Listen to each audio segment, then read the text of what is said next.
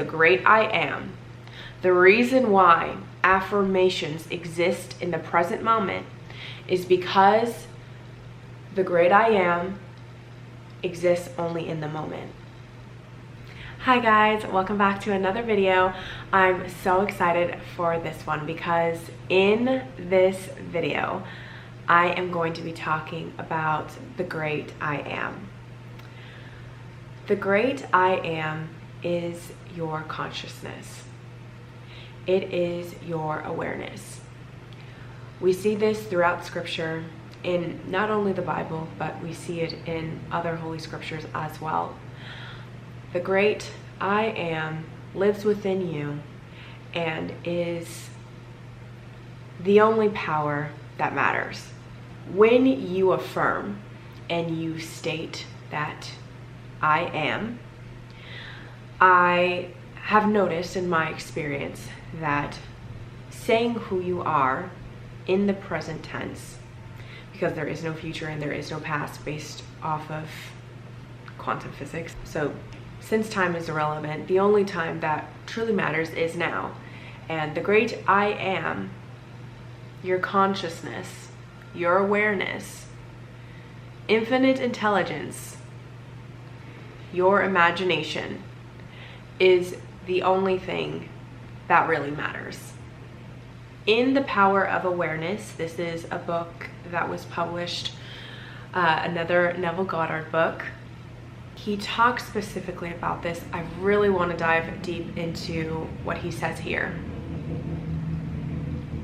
once the car passes. I have the book right here. So this is from The Power of Awareness by Neville Goddard. He says that you can create nothing, but your assumption determines what portion of creation you will experience.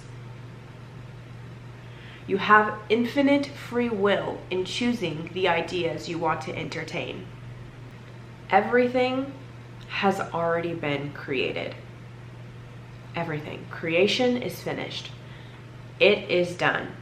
The great I am, the beginning and the end, Alpha and Omega, the 3 and 1, all of that good stuff, it is done.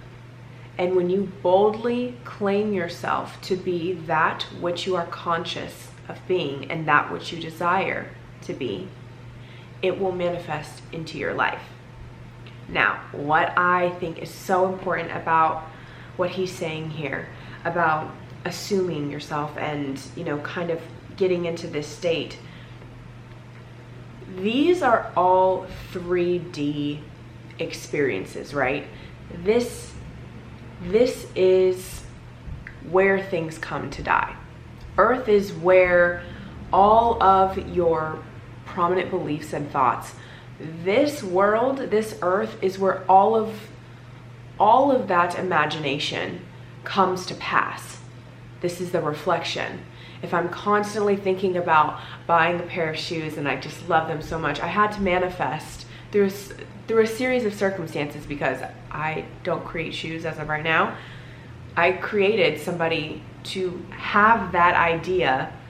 I'm not going to go into thought transmission in this video, but I created somebody to have that idea to manifest a business, to manifest the drawing and the design. It took thousands of people, literally thousands of people, for me to receive what I want in an effortless way.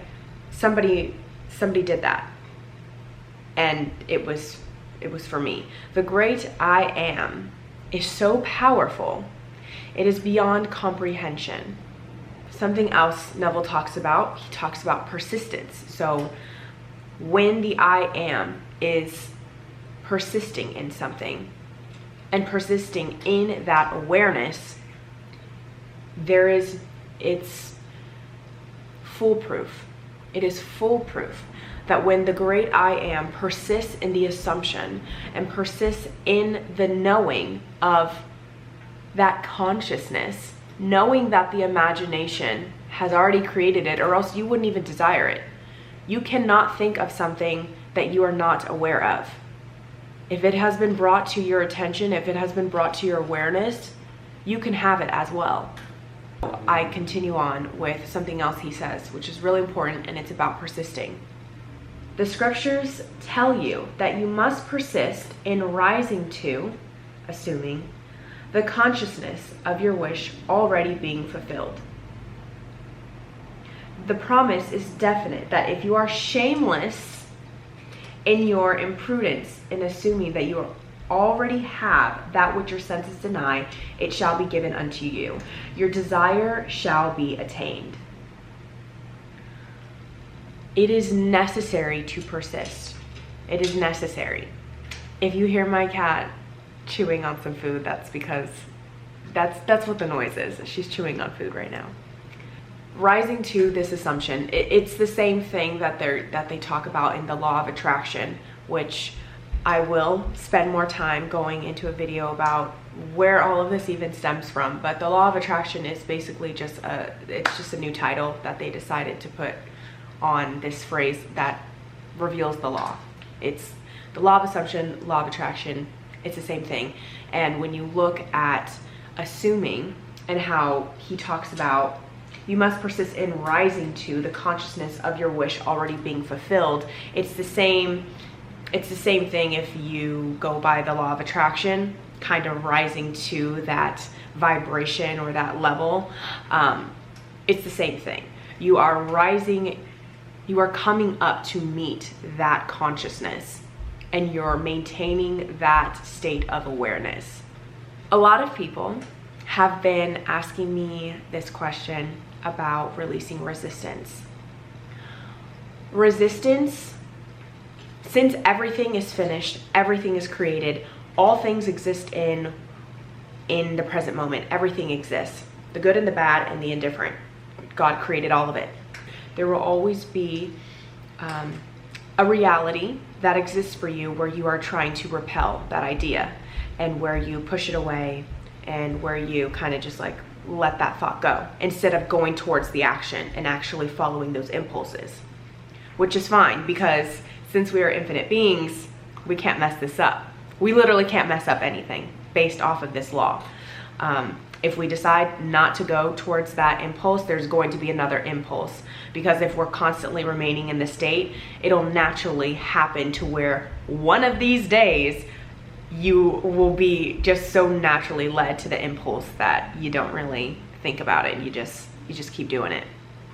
Persisting and being in this state of I am is the most important thing that you could do for yourself. And the great I am, the reason why affirmations exist in the present moment, is because the great I am exists only in the moment.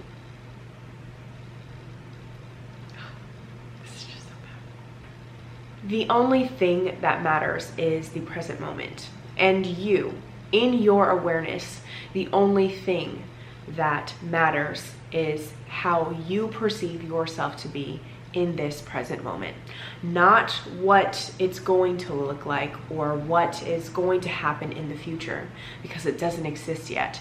You are bringing the future to your current state of consciousness by claiming yourself to be that which you see yourself in imagination. This is this is the only thing that matters. To manifest whatever you want in life, the only thing you need to do is prove to yourself by the degree of conviction, prove to yourself that you are the operant power. Prove to yourself that the great I am lives within you, because it does. Infinite intelligence exists in you. This is all scriptural. You can create anything that you want in your life. And I don't want to get nitpicky, but creating and discovering, it's almost like, yes, we do create in a sense. We create our own reality. We're aware of our reality, but in a less controlling way, we kind of just discover things. And I learned this. I was taking a program at Stanford University called Innovation and Entrepreneurship. There was a class specifically designed for creating ideas. It talks about how to create your own business and how to work with other people to collaborate and work on ideas, even though you don't know how they're going to turn out. As much as I love science, I'm a big science girl. I have noticed in my experience that science will always prove what we know to be true and what scripture says. Because signs follow, they never proceed. Signs follow, they never proceed. So we are discovering this reality of ourselves that exists. And when you look at it like that, when you give yourself the grace of actually discovering this version of yourself that exists, then you can kind of breathe. You can kind of just allow yourself to go along with the process, because it's always been about the process. It's always been about the process. And if it wasn't about the process, you wouldn't be on this earth. You just wouldn't. There wouldn't be anything, life wouldn't be worth living if we didn't have this ability to create and to discover things. I hope that this message has helped anyone out there who may need a reminder of who they are and that they are the great I am.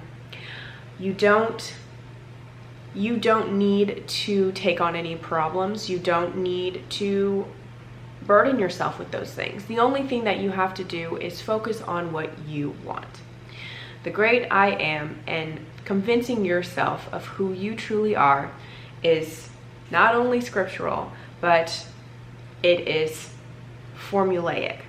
And when you are able to continue testing it, and test it for yourself, guys, test it for yourself, and you know how powerful you are. You don't really need to justify anything. You don't need to explain your worthiness. You don't need to explain your unworthiness. It is what it is, because you are who you are. I am who I am. And I am is enough. I'll tell you that. I am is enough. Thank you guys so much for watching, and I will see you in the next one. Bye.